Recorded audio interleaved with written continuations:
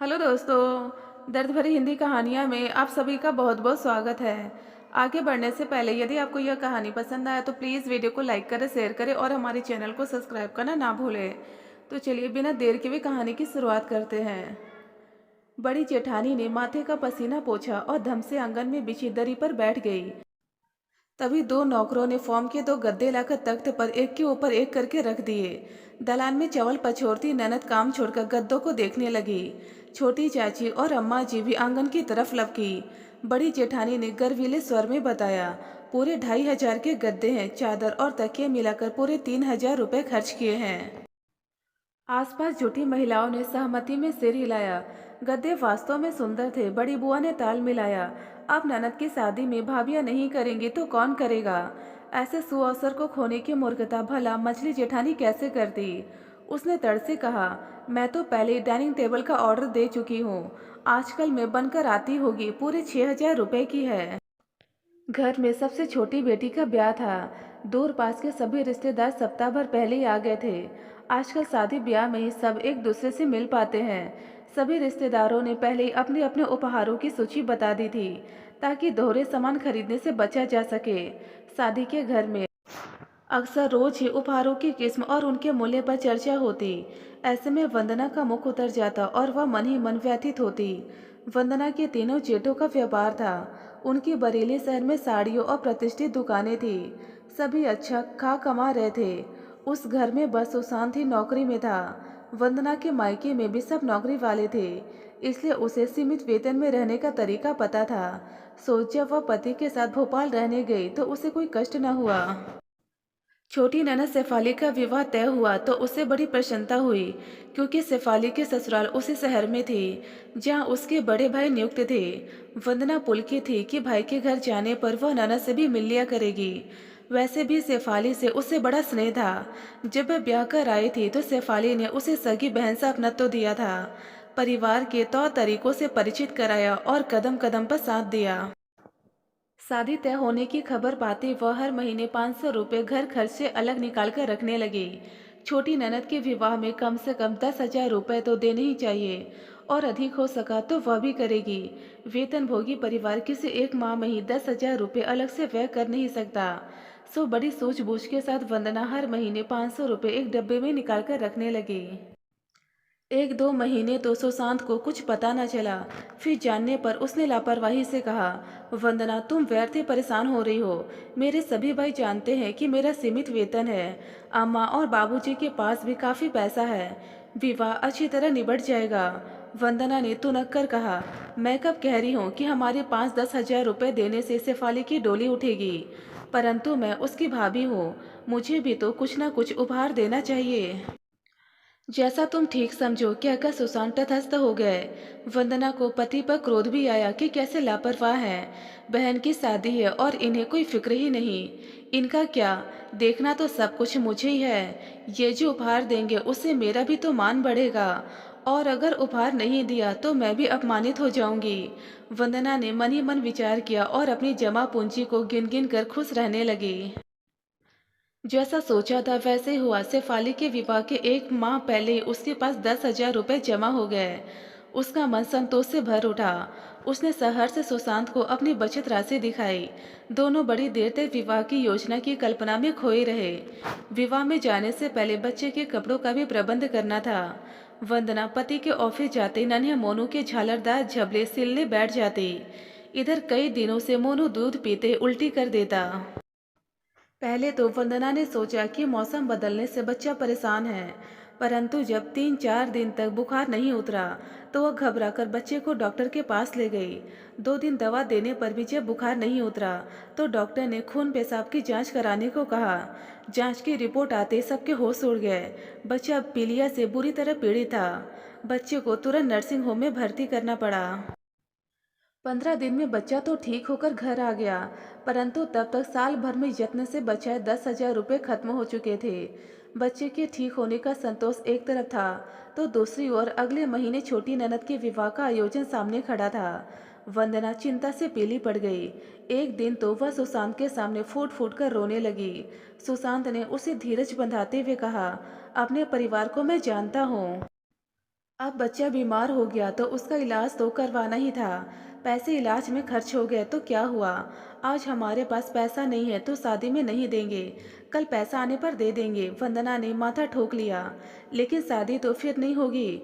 शादी में तो एक बार ही देना है, किस किस को बताओगे कि तुम्हारे पास पैसा नहीं है? 10 साल से शहर में नौकरी कर रहे हो। बहन की शादी के समय पर हाथ झाड़ लोगे तो लोग क्या कहेंगे? बहस का कोई अंत न था। वंदना के समझ में नहीं आ रहा था कि वह खाली हाथ ननद के विवाह में कैसे शामिल हो। सुशांत अपनी बात पर अड़ा था। आखिर विवाह के 10 दिन पहले सुशांत छुट्टी लेकर परिवार सहित अपने घर आ पहुंचा। पूरे घर में चहल पहल थी। सबने वंदना का स्वागत किया। 2 दिन बीतते ही जेठानियों ने टटोलना शुरू किया। वंदना, तुम शेफाली को क्या दे रही हो? वंदना सहम गई, मानो कोई जघन्य अपराध किया हो। बड़ी देर तक कोई बात नहीं सूझी, फिर धीरे से बोली, अभी कुछ तय नहीं किया है। पता नहीं सुशांत ने अपने भाइयों को क्या बताया और अम्मा जी से क्या कहा। वंदना मन ही मन इसी उलझन में फंसी रही। वह दिन भर रसोई में घुसी रहती, सबको दिन भर चाय नाश्ता कराते, भोजन परोसते, उसे पल भर का भी कोई अवकाश न था। परंतु अधिक व्यस्त रहने पर भी उसे कोई ना कोई सुना जाता कि वह कितने रुपए का कौन सा उपहार दे रही है। वंदना लज्जा से गड़ जाती। काश उसके पास भी पैसे होते तो वह भी सबको अभिमान पूर्वक बताती कि वह क्या उपहार दे रही है। वंदना को सबसे अधिक गुस्सा सुशांत पर आता, जो इस घर में कदम रखते ही मानो पराया हो गया। पिछले 1 सप्ताह से उसने वंदना से कोई बात नहीं की थी। वंदना ने बार बार कोशिश भी की कि पति से कुछ समय के लिए एकांत में मिले, तो उन्हें फिर समझाए कि कहीं से कुछ रुपए उधार लेकर ही कम से कम एक उपहार तो अवश्य ही दे दे। विवाह में आए 40-50 रिश्तेदारों के भरे पूरे परिवार में वंदना खुद को अत्यंत अकेली और असहाय महसूस करती। क्या सभी रिश्ते पैसों की तराजू पर ही तोले जाते हैं? भाई भाभी का स्नेह सौहार्द क्या कोई मूल्य नहीं? जब से वंदना ने इस घर में कदम रखा है, काम काज में कोल्हू के बेल की तरह जुटी रहती है। बीमारी से उठे बच्चे पर भी ध्यान नहीं देती। बच्चे को गोद में बैठाकर दुलारने खिलाने पर भी उसे अपराध बोध होता। वह अपनी सेवा में पैसों की भरपाई कर लेना चाहती थी। वंदना मन ही मन सोचती, अम्मा जी मेरा पक्ष लेंगी, जेठानियों के रोब दाब के समक्ष मेरी ढाल बन जाएंगी। रिश्तेदारों का क्या है, विवाह में आए हैं, विदा होते ही चले जाएंगे। उनकी बात का क्या बुरा मानना? शादी विवाह में हंसी मजाक एक दूसरे की खिंचाई तो होती ही है। घर वालों के बीच अच्छी अंडरस्टैंडिंग रहे, यही जरूरी है। परंतु अम्मा जी के हाव भाव से किसी पक्षधरता का भास न होता। एक नितांत तटस्थ भाव सभी के चेहरे पर दिखाई देता। इतना ही नहीं, किसी ने व्यग्र होकर बच्चे की बीमारी के बारे में भी कुछ नहीं पूछा। वंदना ने 1-2 बार बताने का प्रयास किया कि किस प्रकार बच्चे को अस्पताल में भर्ती कराया, कितना व्यय हुआ, पर हर बार उसकी बात बीच में ही कट गई और साड़ी फॉल ब्लाउज के डिजाइन में सब उलझ गए। वंदना क्षुब्ध हो गई। उसे लगने लगा जैसे वह किसी और के घर विवाह में आई है, जहाँ किसी को उसके निजी सुख दुख से कोई लेना देना नहीं है, उसकी व्यवस्था से किसी को सरोकार नहीं है। वंदना को कुछ न दे पाने का मलाल दिन रात खाया जाता। जेठानियों के लाए उपहार और उनकी कीमतों का वर्णन हृदय में फांस की तरह चुभता। पर वह किससे कहती अपने मन की व्यथा? दिन रात काम में जुटी रहने पर भी खुशी का एक भी बोल सुनाई नहीं पड़ता, जो उसके घायल मन पर मरहम लगा पाता। शारीरिक श्रम भावनात्मक सौहार्द दोनों मिलकर भी धन की कमी की भरपाई में सहायक न हुए। भाव शून्य से वह काम में लगी रहती, पर दिल वेदना से तार तार होता रहता। विवाह धूमधाम से संपन्न हुआ। सभी ने बढ़ चढ़कर इस अंतिम आयोजन में हिस्सा लिया। विदा के समय वंदना ने सबकी नजर बचाकर गले में बड़ा हार उतारा और गले लिपटकर बिलक बिलक कर रोती शेफाली के गले में पहना दिया। शेफाली ससुराल में जाकर सबको बताएगी कि छोटी भाभी ने यह हार दिया है। हार 30,000 रुपये से भला क्या कम होगा? पिताजी ने वंदना की पसंद से यह हार खरीदा था। हार जाने से वंदना को दुख तो अवश्य हुआ, पर अब उसके मन में अपराधबोध नहीं था। यद्यपि हार देने का बखान उसने सास या जेठानी से नहीं किया, पर अब उसके मन पर कोई बोझ नहीं था।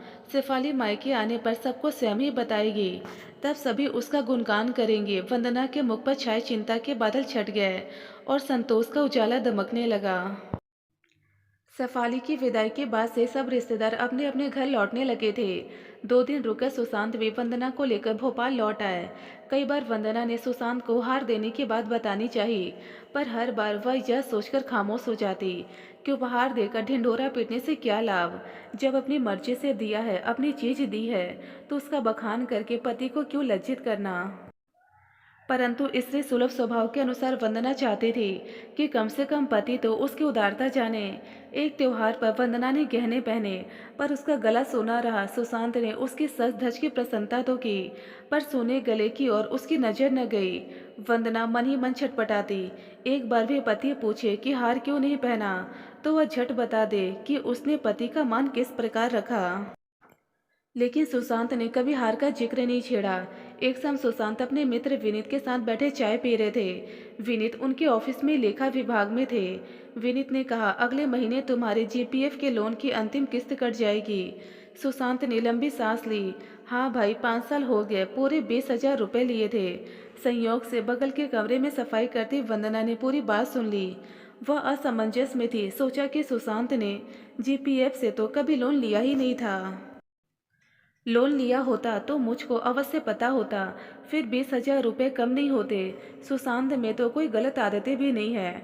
न वो जुआ खेलता है, न शराब पीता है। फिर 20,000 रुपये का क्या किया। अचानक वंदना को याद आया कि 5 साल पहले ही तो शेफाली की शादी हुई थी। वंदना अपनी व्यस्तता पर फूट फूट कर रोने लगी। काश सुशांत ने उसे बताया होता, उस पर थोड़ा विश्वास किया होता, तब वह ननद की शादी में चोरों की तरह मुंह न छिपाए फिरती। हार जाने का गम उसे नहीं था। हार का क्या है, अपने लॉकर में पड़ा रहे या ननद के पास। आखिर उससे रहा नहीं गया। उसने सुशांत से पूछा तो उसने बड़े नीरस स्वर में कहा, मैंने सोचा मैं बताऊंगा तो तुम झगड़ा करोगी। फिर जब वंदना ने हार देने की बात बताई तो सुशांत सख्ते में आ गया। फिर धीमे स्वर में बोला, मुझे क्या पता था तुम अपना भी गहना दे डालोगी। मैं तो समझता था तुम बहन के विवाह में 20,000 रुपये देने पर नाराज हो जाओगी। वंदना के मौन पर लज्जित सुशांत ने फिर कहा, वंदना, मैं तुम्हें जानता तो वर्षों से हूँ, किंतु पहचान आज सका हूँ। वंदना को अपने ऊपर फक्र हो रहा था। पति की नज़रों में वह ऊपर जो उठ गई थी। दोस्तों, यदि आपको यह कहानी पसंद आए तो प्लीज़ हमें कमेंट बॉक्स में कमेंट कर अपने विचार जरूर बताएं। ढेरों पारिवारिक और शिक्षाप्रद कहानियाँ सुनने और पढ़ने के लिए हमारे चैनल दर्द भरी हिंदी कहानियाँ को जरूर सब्सक्राइब करें। धन्यवाद दोस्तों।